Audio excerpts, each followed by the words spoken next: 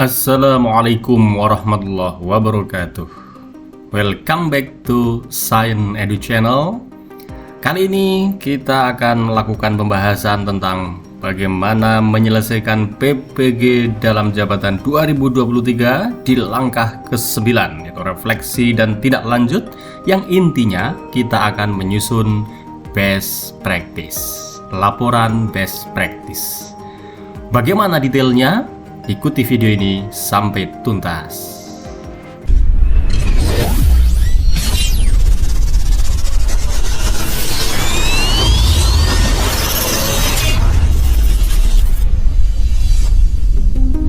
Jangan lupa like, lalu subscribe, dan tekan tombol lonceng channel ini. Ya, mari kita bergerak di LMS, buka di siklus kedua, lalu praktek pengalaman lapangan kita buka. Kemudian kita scroll ke bawah, di sini ada bahan pembelajaran, kita buka. Lalu kita buka kotak ini, ada lembar kerja. Oke, lalu pilih, ini kita untuk contoh pilih yang umum PAUD PLB. Di sini ada LK31 penyusunan hasil best practice, ya, kita buka ini. Lalu jangan lupa setelah ini kita download, ya, dalam format Word. Silahkan di download.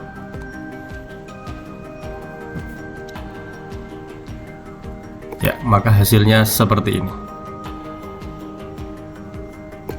Ya, inilah panduan untuk kita melakukan penyusunan laporan best practice. Bagaimana detailnya? Saya sudah mencoba untuk mengulasnya di sini.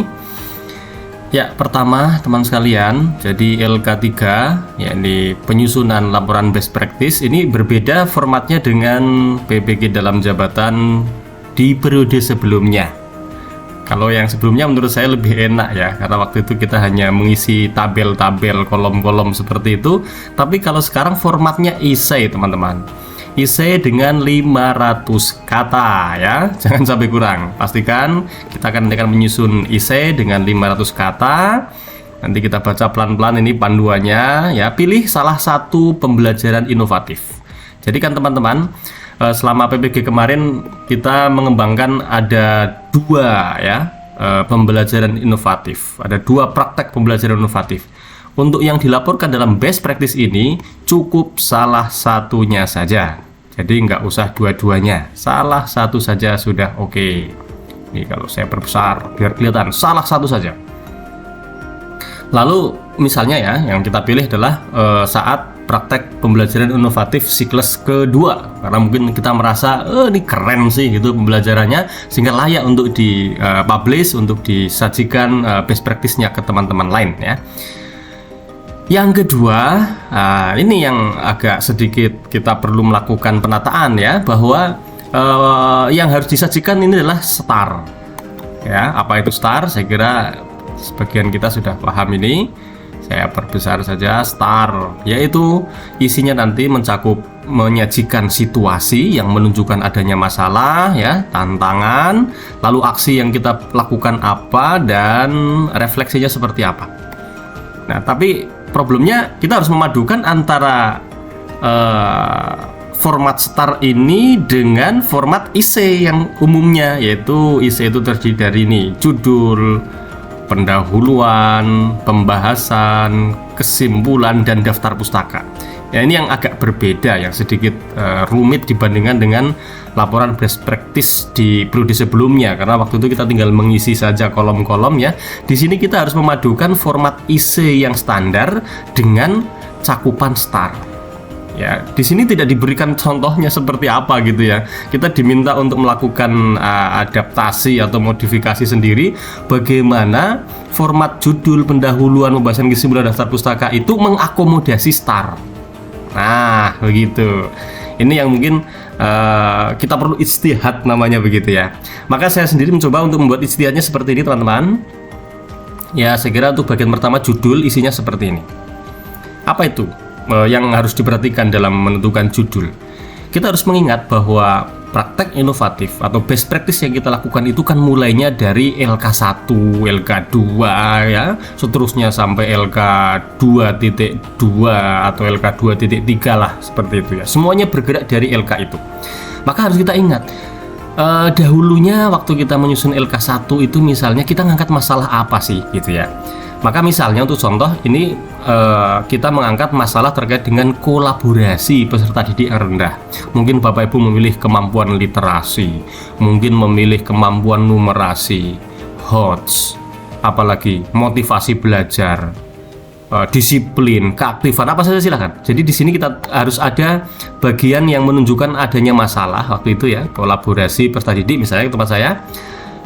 Lalu kita juga ingat di LK 2.1, 2.2 waktu itu kita sudah menentukan solusinya apa. Nah, misalnya waktu itu kita mengidentifikasi berdasarkan wawancara dan kaji pustaka misalnya, ternyata solusi yang ditawarkan adalah misalnya ini, agar muncul kolaborasi yang bagus yang diterapkan model PJBL. Nah, dibantu oleh media real object misalnya begitu.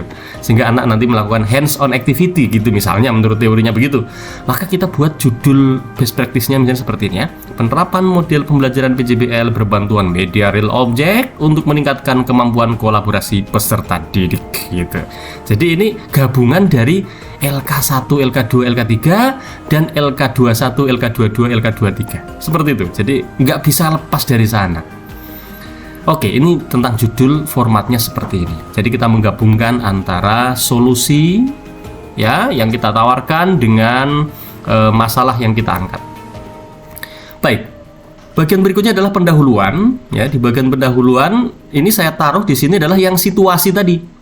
Yang star S pertama itu ya. Kita tampilkan situasinya seperti apa di lapangan gitu ya. Maka apa saja yang dituliskan di sini? Pertama ini tunjukkan, tunjukkan adanya masalah terkait kemampuan kolaborasi peserta didik yang rendah. Ini berdasarkan LK11 dong, ya kan? Lalu gali penyebab munculnya masalah. Itu apa?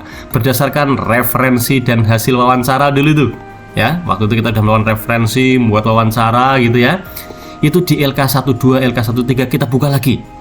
Ya, menurut referensinya waktu itu bagaimana? Maka di sini nanti ada kajian ada daftar pustaka kan di belakang ini. Nah, karena apa? Memang untuk mencari penyebab masalah saja kita sudah harus menggunakan referensi.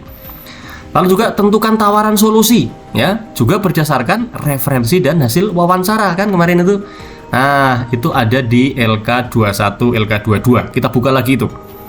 Lalu tuliskan tujuan penulisan best practice. Ya, cara menuliskan tujuan ya kira-kira seperti ini Bapak Ibu. Kalau judulnya kayak gini, maka tujuannya seperti ini misalnya. Upaya peningkatan kemampuan kolaborasi. Jadi peningkatan dari masalah yang kita hadapi itu. Kalau yang lainnya misalnya upaya peningkatan literasi begitu. Apa saja silahkan. Jadi di sini harus ada masalah. Ya.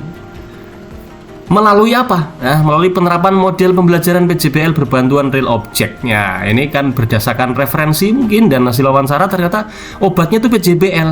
Nah, dibantu oleh adanya media yang real object, misalnya begitu. Nah, ini kita tuliskan di bagian pendahuluan ya. Lalu kita tuliskan pertama kan S ya, start ya. Lalu T, tantangan. Nah, tantangan itu isinya apa? Tuliskan tantangan, masalah yang dihadapi dalam penerapan solusi. Itu kita coba cek lagi LK22 Bapak Ibu ya. Di sana dulu kita pernah menulis dari penerapan solusi yang kita ajukan itu ada kelebihannya, tapi juga ada kekurangan, tantangan. Lalu bagaimana cara kita mengatasi tantangan tersebut? Mitigasi, ingat ya Bapak Ibu ya. Ada kolom kelebihan, kolom kekurangan, kolom mitigasi pada LK2.2. Silakan dibuka lagi. Nah, itulah isi dari pendahuluan. Lalu berikutnya kita masuk pada bagian pembahasan. Nah, di sini ini lihat ya. Yang kita tulis di sini adalah aksinya. Aksi kita untuk menyelesaikan masalah kita itu seperti apa? Maka tolong di sini tuliskan langkah-langkah penyelesaian masalah ya. Kalau saya misalnya urutkan begini, misalnya kan pertama kita dulu mulai dari menyusun perangkat pembelajaran ya, atau dulu disebut sebagai rencana aksi ya, menyusun rencana aksi. Lalu silakan Bapak Ibu ceritakan yang unggul, yang menarik, yang hebat, yang best gitu dari modul ajar LKPD, bahan ajar media asesmen yang Bapak Ibu susun seperti apa. Oh, modul ajar saya keren nih. saya menampilkan langkah-langkah pembelajaran yang solutif untuk mengatasi masalah kolaborasi ini, misalnya begitu. LKPD saya keren nih, misalnya apa? Ada apa di dalam LKPD itu ditunjukkan di sini. Lalu yang kedua, saya kira Bapak Ibu bisa mengcopy paste dari modul ajar ya. Langkah-langkah pembelajarannya seperti apa? Nah, tapi kalau bisa ditambah yang real gitu ya. Kalau di skenario modul ajar kan mungkin itu baru rencananya. Nah, yang realnya seperti apa ditulis di sini. Melaksanakan pembelajaran dengan langkah seperti apa? Dituliskan ABCD sesuai sintak tentunya kan. Jangan lupa di sini harus sesuai sintak. ABCD-nya sesuai sintak. Lalu kita analisis hasil pembelajarannya kan. Waktu PPL setelah kita praktekkan kita analisis ya hasilnya seperti apa. Lalu kita waktu itu kan refleksi juga kan dengan dosen, guru pamong dan teman sejawat itu diceritakan lah di sini kegiatan refleksinya. Dan bagian pembahasan yang kedua itu isinya refleksi teman-teman sekalian ya, isinya refleksi sehingga startnya selesai di sini yaitu apa? Sajikan data pre dan post. Jadi kan kalau waktu inovasi kan kita adakan pre-test, kita adakan post-test ya kan. Syukur-syukur ini yang sesuai dengan masalah yang kita hadapi. Misalnya kalau kolaborasi, ada pre-test kolaborasi, ada post-test kolaborasi. Kalau tidak bentuk tes tertulis ya mungkin observasi itu bisa. Intinya kita punya data awal dan data akhir. Lalu data ini kita sajikan dalam bentuk tabel ya. Kita tambah lagi dalam bentuk infografis gitu kan, supaya menarik gitu, supaya kelihatan ada bikin grafiknya begitu. Nah, lalu berdasarkan tabel ini, infografis ini, nyatakan apakah hasil tersebut menunjukkan tujuan telah tercapai atau belum, gitu kan?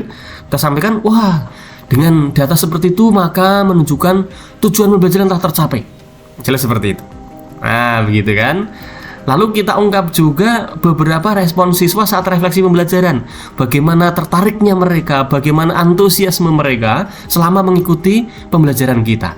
Itu diungkap di sini. Seperti apa itu respon siswa kita. Lalu juga barangkali kalau kita nyatakan ini berhasil, faktornya apa? Tapi kalau ternyata kok nggak berhasil, misalnya nggak efektif gitu misalnya ya, itu harus diungkap juga faktornya apa. Nah di sini saya kira kita perlu melakukan kaji literatur ya, tambahkan kaji literatur gitu supaya menambah referensi. Nah itulah kegiatan di bagian pembahasan. Lalu terakhir kesimpulan ya. Kalau membuat kesimpulan gampang, itu menjawab tujuan. Contoh kalau tujuannya seperti yang kita tadi, maka contoh membuat kesimpulannya begini.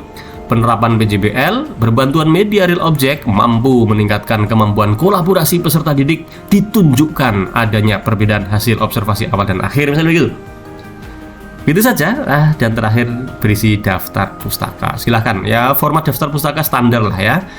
Silahkan Bapak Ibu dari artikel-artikel, jurnal-jurnal yang sudah diambil dulu lewat Google Scholar, lewat database Scopus atau apa saja, silahkan dituliskan di sini ya daftar pustakanya. Oke, begitulah kira-kira teman-teman cara kita menyusun best practice untuk PBG dalam jabatan di periode ini. Semoga sukses senantiasa menyertai Anda. Kita ketemu lagi dengan video-video kami berikutnya.